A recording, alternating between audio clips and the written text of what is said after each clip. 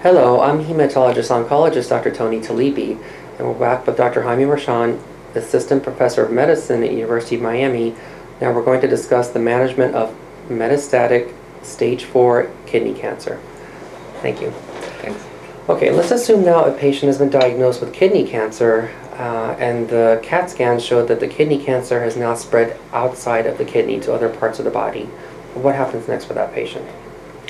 Well, in here at the university, what we do is, again, we take a multidisciplinary approach. When I see patients who have kidney cancer that has metastasized to other organs, and after I have done all the imaging studies to really understand the extent of the metastasis, I sit down with the patient and I explain as completely as I can the extent of the disease and the number of metastases, the location of the metastases, and also I discuss the potential treatment options as well as the prognosis. But this initial visit with the medical oncologist who will treat the metastatic kidney cancer should be a very informative visit, where the patient and the doctor establish a relationship, trust, and also establish an action plan in terms of the treatment that the patient can feel comfortable with, where the patient understands exactly what the treatment options are, and also understand the objectives of the treatment.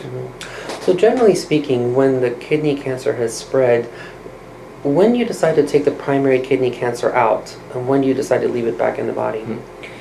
Well, there are studies that have been done when older treatment options were available, like immunotherapy, for example, that have shown that removing the primary kidney tumor, even in the setting of metastatic disease, is associated with better outcomes, with a better prognosis when patients get systemic therapy for kidney cancer compared to patients who have not had the primary tumors removed. Okay, so that is something that has been proven and established, that removing the primary tumor may be beneficial. However, there are some cases where patients who have metastatic disease, removing the primary tumor may not be feasible. For example, patients may not be good surgical candidates because of several medical comorbidities, or it could be that the primary tumor is extensively involving local areas or other organs in the abdomen that may make it not safe to remove the kidney tumor. I see. You actually mentioned immunotherapy. Would you please explain what that is? Immunotherapy is a form of treatment, a form of systemic treatment for kidney cancer that was established decades ago. And until about 5 or 6 years ago, it was the only treatment option for patients with metastatic kidney cancer. The two most common forms of immunotherapy, which what that means is treatments that in theory will help the own body's immune system fight the tumors. There were two options.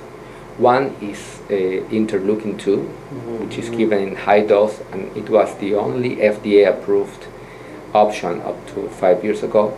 And the other form of immunotherapy is interferon. Okay, and they were the primary options. And between the two, I said that interleukin-2 at high doses were approved by the FDA based on results of studies suggesting that a very small percentage of patients treated with high dose interleukin-2 may have very good responses, anti-tumor responses, and also prolonged responses that may be associated with prolonged benefit. However, in the last 5 years, there have been other treatment options and modalities that have improved and changed how we treat metastatic kidney cancer. I see. How does a patient's performance status change your decision-making tree?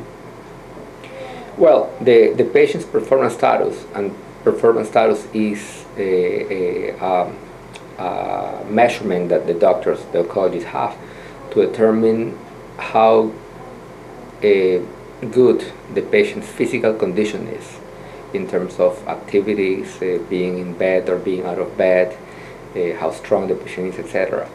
It plays a very important role mostly in the prognosis of kidney cancer. Performance status is one of the 5 factors that has been established to determine survival in patients with metastatic kidney cancer. And even though performance status by itself as a single factor does not determine treatment, okay, performance status in combination with other factors, clinical and laboratory factors, may help determine which targeted therapy may be better for a patient up front. I see. And let's go back to the targeted therapy. Please explain what those are. Targeted treatments are treatments that have been developed for kidney cancer and also for other tumors that work in a different way than chemotherapy or radiation therapy. Depending on what type of targeted therapy we use, some agents or some drugs affect specifically a pathway that is important for tumor progression or for metastases in kidney cancer. And there are several types of targeted therapy. And for the treatment of the most common type of kidney cancer, which is the conventional type or clear cell renal cancer, we can divide the targeted therapies in two groups, two big groups. One, treatments or agents that target angiogenesis or tumor blood vessel formation, and agents that target a pathway called MTOR, or mammalian target of rapamycin. And there are several types of agents that interfere with the angiogenesis pathway, and several agents that interfere with the mTOR pathway that have been used and that are approved for the treatment of kidney cancer. The first agents to come, or the first targeted agents to come, were anti-angiogenic agents, and there are several types of those. One, some agents are in form of oral pills, okay, which are called receptor tyrosine kinase inhibitors, or RTKIs, which have been approved by the FDA since about 5 years ago, 5 or 6 years ago, and are usually taken by mouth, are taken every day, and depending on which agent it is, it could be twice a day or once a day or continuously every day or 4 weeks on and 2 weeks off. And those agents, those RTKIs, work by blocking several pathways that are important for tumor blood vessel development. And these have been associated with good response rates in patients with metastatic clear cell renal cell carcinoma, because of the understanding of the biology of this cancer. Metastatic renal cell cancer of the clear cell type, in these tumors, angiogenesis or tumor blood vessel formation is a predominant feature. Therefore, blocking tumor blood vessel formation with these RTKIs have been associated with good anti-tumor responses and prolonged benefit in patients with the disease. The agents that block the mTOR pathway, there's an oral form and an IV form of those agents, and they have been shown, especially the IV form, has been approved for the first-line treatment of patients with metastatic renal cell carcinoma who have poor prognostic features. Okay, I talked about the performance status as an important prognostic feature. So patients who have a poor performance status, patients who have elevated calcium, patients who have significant anemia, Mm-hmm. patients also who have multiple sites of metastases, and also patients who need treatment less than 1 year after surgery, for example, are patients who may benefit from these mTOR inhibitors. However, these are just general concepts, not specific recommendations. And the message here for patients is that the patient need to know that there are several options, okay, and that each option that can be used for a patient should be discussed with an oncologist with experience in renal cell cancer and experience in these new treatments in order to create a treatment plan for the patient that will be customized for the patient. I see. Okay. So let's talk about the TKIs, the sunitinibs, the sorafenibs, the pazopanibs. What are the usual side effects that a patient can experience taking those? Mm-hmm. There are two types of side effects that we could divide into main groups. Mm-hmm. One is the type of side effects that depend or are dependent on how these agents work, which is targeting the tumor blood vessels. Okay. In that regard, the most common side effects that are vascular, we call vascular dependent side effects, may include hypertension or high blood pressure, Mm-hmm. may include bleeding episodes, or on the other hand, may include thromboembolic events, Mm-hmm. blood clots. Some agents may be also associated with odd problems like intestinal perforation. And also, in addition to high blood pressure, patients can develop increased excretion of protein in the urine called proteinuria. Okay, some of these agents also, not frequently, but that can occur in some cases, can cause decrease in the contractility of the heart. Mm-hmm. And for that reason, patients who are on these drugs need to be monitored potentially for those side effects, and those side effects will need to be managed in a timely basis to prevent further complications. Mm-hmm. Other types of side effects that are not vascular related, mm-hmm. But also are common, include fatigue, mm-hmm. which is probably the most common side effect of the TKIs like mm-hmm. sunitinib or sorafenib or pazopanib, and they occur in about more or less half the patients, mm-hmm. At different levels of severity. Other potential side effects may include decreasing the blood counts, especially with drugs like sunitinib, or irritation in the oral mucosa. Mm-hmm. They can also cause gastrointestinal side effects like nausea, vomiting, or diarrhea. Mm-hmm. Interestingly enough, some of these agents may cause changes in the color of the skin. Mm-hmm. And also, more and more we are seeing patients who are on these agents who may develop a low thyroid function, mm-hmm. or hypothyroidism. So those are just some few side effects. Other potential side effects may include alteration in the liver function studies. Right. Right. And again, that's why it's so important that the patient who is treated with kidney cancer needs to understand what the potential side effects are, and the oncologist who is treating the patient needs also to have a awareness and should have all the information in regards to the potential side effects, so the patient can work with the doctor and manage those side effects. Mm-hmm. Sometimes some patients of mine complaining of burning in their hands or feet. How do you manage that? That is a very difficult side effect to manage. That side effect is called hand-foot syndrome. Mm-hmm. Okay, and it is difficult to predict which patients are going to develop that. Mm-hmm. It's not very common, but it's also not extremely rare. And there have been several anecdotal experiences using vitamin B6, etc. But there are no real large randomized studies that establish that a specific measure improves that.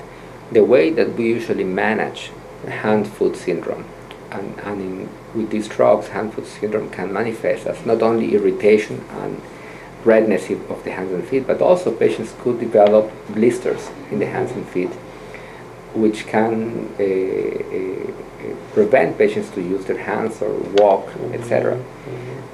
If those symptoms are severe, one recommended step is to hold the drug until those symptoms improve. Okay, and depending on the severity, the oncologist may decide to continue the same dose or to decrease the dose of the agent. Again, those decisions are done on an individual basis, not on a. We cannot really generalize what to do. And again, I emphasize the importance of a good communication between patient and physician, and also that the physician be experienced in the use of these drugs and experience in the management of renal cell carcinoma. What about the mTOR inhibitors, everolimus or temsirolimus? What are the side effects that a patient experiences with those? Some of the more common side effects of the mTOR inhibitors also include fatigue. Okay, they can often cause mucositis or irritation in the oral mucosa in the form of ulcers in the mouth that can potentially cause significant pain and inability to take oral food. Other potential side effects may include decrease in the blood counts, alteration of the electrolytes, okay, and also kind of a unique side effect of these agents may include elevation of the lipids, like especially triglycerides or cholesterol. So those patients who are on mTOR inhibitors, need to have their lipid profile checked in order to determine whether patients are having severe high triglycerides. That if that happens, they need to be treated for high triglycerides to prevent complications. Also, mTOR inhibitors have been associated with side effects somewhat similar to the RTKIs, like bleeding or thrombotic events, but less often than RTKIs or anti-angiogenic agents. How about the risk of infections? Is that increased with mTOR inhibitors? It may increase, especially in regards to its effects on decreasing the blood counts. Okay, sometimes patients may develop what we call interstitial pneumonitis, which is inflammation of the lung parenchyma, that sometimes could be seen or diagnosed as pneumonias or lung infection. However, this is not really an infection, but it is a reaction of the drugs of the mTOR inhibitors in the lung that could be associated with cough, with shortness of breath, and with abnormal chest X-ray or CT scans. That when that happens, the patients need to be obviously evaluated for infection, and infection is to be ruled out, and then the drug has to be discontinued, and sometimes patients may require treatment to decrease the inflammation of those areas of the lung that are affected by the mTOR inhibitors. However, this side effect is not very common as the other side effects that I discussed. What are your thoughts on the use of alternative medicine or herbal medicines that patients take? Do you allow the use along with your therapy? Well, that is a question that I get a lot from patients. In general, I usually tell my patients that unfortunately, there are no studies that are large enough to prove that alternative medicines like herbal medications, etc., have a positive impact in the outcomes, in the responses, and in the prognosis of those patients. Okay? I usually do not recommend my patients to take alternative medicines in terms of herbs, because some herbs may interact with some of these agents, like a receptor tyrosine kinase inhibitors, okay, and that may make these agents either less effective or more toxic. So in general, I do not recommend to use herbs or any medications or anything that patients may find in the internet. I usually do not recommend that. If patients want to be on a multivitamin, then that is okay. If patients want to do alternative methods like yoga or exercise, that I have no problem with. What if the patient has no appetite? How do you address that? Well, the problem with the low appetite has to be looked at in a multidisciplinary level as well. The first thing that I usually do is I want to know why does the patient have low appetite.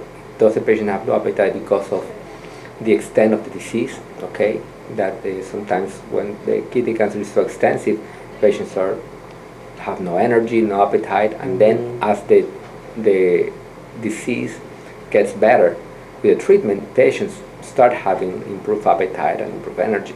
Okay, if patients cannot eat, there may be several potential treatment options to improve the appetite that depending on the situation and depending on the patient's clinical condition could be used. I'm not going to give specific names because that is something that the patients would need to discuss with their oncologist.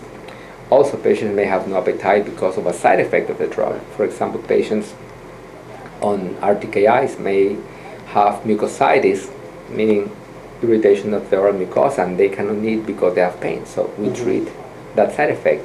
I treat the mucositis, I treat the pain, and then that will allow the patients to eat better. Sometimes patients may develop hypothyroidism, which may cause fatigue and decreased appetite, and the treatment is to treat that side effect. How do you follow to see whether the kidney cancer is responding to your treatment? Usually when patients start treatment or when I see the patient for the first time with metastatic disease, I usually do a baseline imaging study. That could be a CT scan, could be an MRI, okay, to understand the extent of the disease.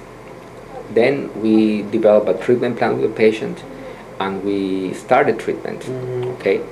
And the way that I see how the treatment is working is by repeating the same imaging study as I did in the first time, and then comparing the size of the tumors or the number of the tumors, and then basically I make a decision as to whether the patient is benefiting or not. As to how often those imaging studies have to be done, that depends on the type of treatment or the type of targeted therapy you use. Okay. In general, it could be I do imaging studies, follow-up imaging studies every 2 to 3 months, okay, to determine whether a treatment is working or not. How do you discuss the curability or lack of in stage 4 kidney cancer with your patients?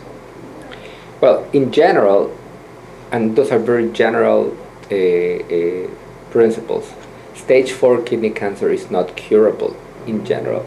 However, there is a subset of patients who have stage 4 kidney cancer and have a small number of metastases in addition to the primary kidney tumor.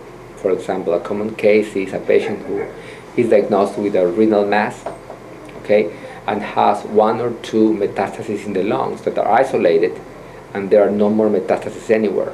Okay, patients like that are usually, and in general, the experts recommend to be aggressive and to remove the primary tumor and remove the metastasis as well, because a subgroup of those patients who have isolated metastases, okay, can have better prognosis and long-term benefit, long-term survival when the primary tumor and the isolated metastases are removed. Okay, there are other subgroup of patients who have metastatic renal cell carcinoma, which may benefit from immunotherapy like high-dose interleukin-2. Okay, and some of those patients, like in the retrospective studies that have been done with interleukin-2, around 7% of patients treated may have significant reductions inside of the tumors, and significant response that may reflect or may translate into improved survival.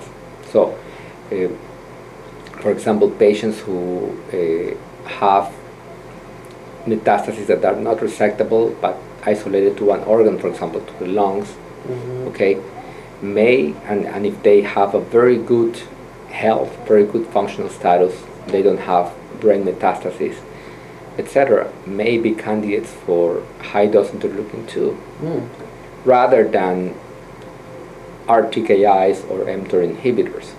But again, the decision as to whether to use high-dose interleukin-2 versus RTKIs or mTOR inhibitors should be done on an individual basis, okay? And the oncologist has to look at the clinical situation, at the extent of the metastases, at the patient's health, in order to make the right decision for the patient. Thank you so much. Thank you for watching. We hope this has been educational for you.